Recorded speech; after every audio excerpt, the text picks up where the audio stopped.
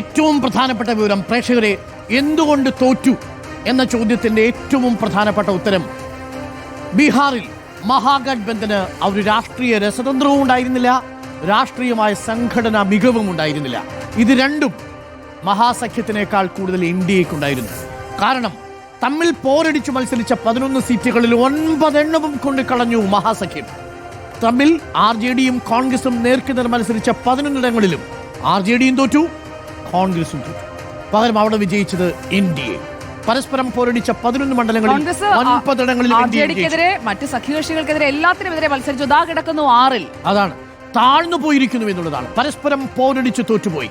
തമ്മിൽ പോരടിച്ച യാദവ കുലത്തെ കുറിച്ച് കേട്ടിട്ടുള്ളത് പോലെ ബീഹാറിൽ തമ്മിലടിച്ച യാദവ കുലമായി മഹാസഖ്യം മാറുന്നു എന്നുള്ളതാണ്. അവിടെ മത്സരിച്ച 11-ൽ 9-ലും പരാജയപ്പെട്ടു പോയി എന്ന് പറയുമ്പോൾ കാരണം മറ്റൊന്നും ചെയ്യേണ്ടതില്ല. കോൺഗ്രസ് 6 സീറ്റിലേക്ക്, കോൺഗ്രസിന്റെ ഏറ്റവും ദയനീയമായ പെർഫോമൻസിലേക്ക് ചുരുങ്ങുന്നു എന്നുള്ളതാണ്. എടുത്തോളൂ എന്ന് പറഞ്ഞ് കൊടുക്കുകയായിരുന്നു നിതീഷ് കുമാർ. എക്സാക്ട്ലി. CPM-ഉം CPI-യും ഓരോ സീറ്റുകളിൽ മാത്രം ലീഡ് ചെയ്യുന്നു. അസദുദ്ദീൻ ഒവൈസിയുടെ AM സീറ്റിലുള്ളത് ഒറ്റ സീറ്റിൽ മാത്രം. നോക്കൂ, അവരെ ആരും ഇനി സ്പോയിലർ എന്ന് മാത്രം പറയാൻ കഴിയില്ല. വോട്ട് കട്ടർ ആയിട്ടുണ്ടാവും, പക്ഷെ ആ വോട്ട് കട്ടർ ഒന്നും കൊണ്ട് നിലനിൽക്കൂല.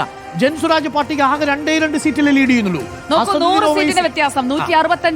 അതെ, അസദുദ്ദീൻ ഒവൈസി ആവട്ടെ 1 സീറ്റിൽ മാത്രമേ ലീഡ് ചെയ്യുന്നുള്ളൂ. ജൻസുരാജ് പാർട്ടി 2 ലീഡ് ചെയ്യുന്നുള്ളൂ. ആ 3 സീറ്റ് വിട്ടാൽ പോലും ബാക്കി സീറ്റുകൾ എവിടെ? ഇതാണല്ലോ ചോദ്യം. ഇനി ഒരു പ്രധാനപ്പെട്ട വിവരം കൂടി പറയാം. ഇപ്പോൾ CPM-ൽ 5 സീറ്റുകളിൽ ലീഡ് ചെയ്യുന്നത്, CPIM-ൽ 5 സീറ്റുകളിൽ ലീഡ് ചെയ്യുന്നു, CPIM 1 സീറ്റ് ലീഡ് ചെയ്യുന്നു, CPI 1 സീറ്റ് ലീഡ് ചെയ്യുന്നു. മൊത്തം 7 സീറ്റുകളിൽ ഇടത് ലീഡ് ചെയ്യുന്നു. ഓർമ്മിക്കണം, കോൺഗ്രസിനേക്കാൾ കൂടുതൽ ഇടത് ലീഡ് ചെയ്യുന്നു. പ്രിയപ്പെട്ട പ്രേക്ഷകരെ, ബീഹാർ ഒരു കാലത്ത് കോൺഗ്രസിന്റെ തട്ടകമായ ബീഹാറിൽ 1960 മുതൽ 67 വരെ കോൺഗ്രസിന് തിരിഞ്ഞു നോക്കേണ്ടാത്ത ബീഹാറിൽ ഇപ്പോൾ ലെഫ്റ്റ് പാർട്ടികൾ CPIM-ൽ 5 CPIM 1 CPI 1 അങ്ങനെ 7 ഇടങ്ങളിൽ ലീഡ് ചെയ്യുമ്പോൾ കോൺഗ്രസ് 6 ഇടങ്ങളിൽ മാത്രമായി ചുരുങ്ങുന്നു. കോൺഗ്രസ് 6 ഇടങ്ങളിൽ മാത്രമായി ചുരുങ്ങുന്നു. 77-72 ഇതാണ് സ്പ്ലിറ്റ്. അതായത് 50 ഓവറിൽ 300 റൺസ് തികച്ച ഒരു ടീമിന്റെ കോൺഫിഡൻസ് നിങ്ങൾക്ക് അവിടെ കാണാം. എല്ലാ ബാറ്റ്സ്മാൻമാരും മികച്ച പെർഫോമൻസ് കാഴ്ചവെച്ച ഒരു സ്കോർ ബോർഡാണ് പ്രേക്ഷകർ കാണുന്നത്. ഇതാണ് ടീം NDA, ഇതാണ് ടീം താമര.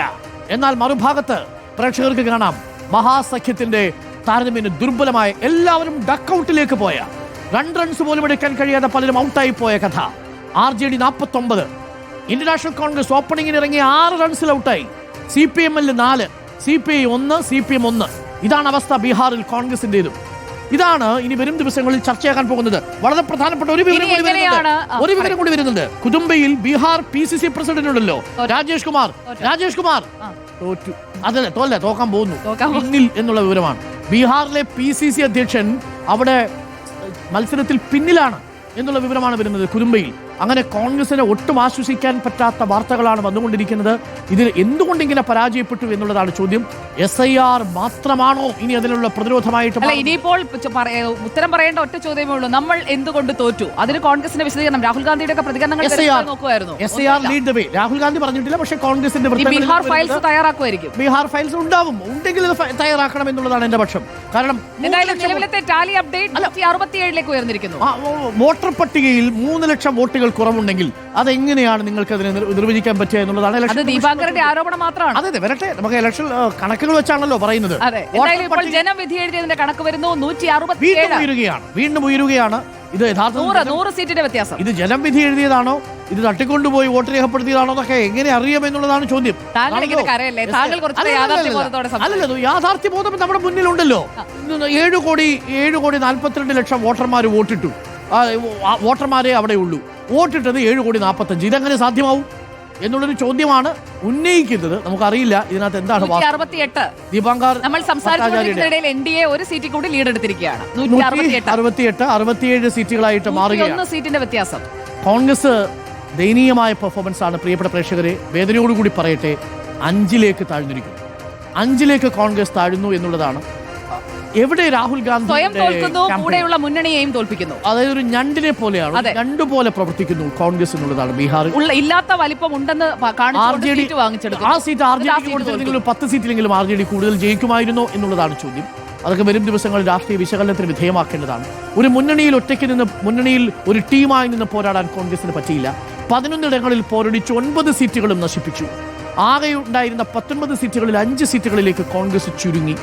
ഒപ്പം കൂടെയുണ്ടായിരുന്ന RJDയുടെ വിജയസാധ്യത പോലും കഴിഞ്ഞ 75 സീറ്റിൽ നിന്ന് 50-ൽ താഴേക്ക് മാറ്റി. ഇതാണ് കോൺഗ്രസിന്റെ ബീഹാറിലെ സംഭാവനയായി വിലയിരുത്തുക.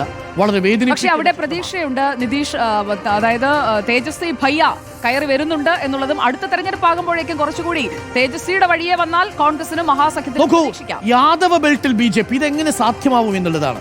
മുസ്ലിം ഭൂരിപക്ഷ മേഖലകളിൽ NDA RJDയുടെ ഒപ്പത്തിനൊപ്പം എങ്ങനെയാണ്?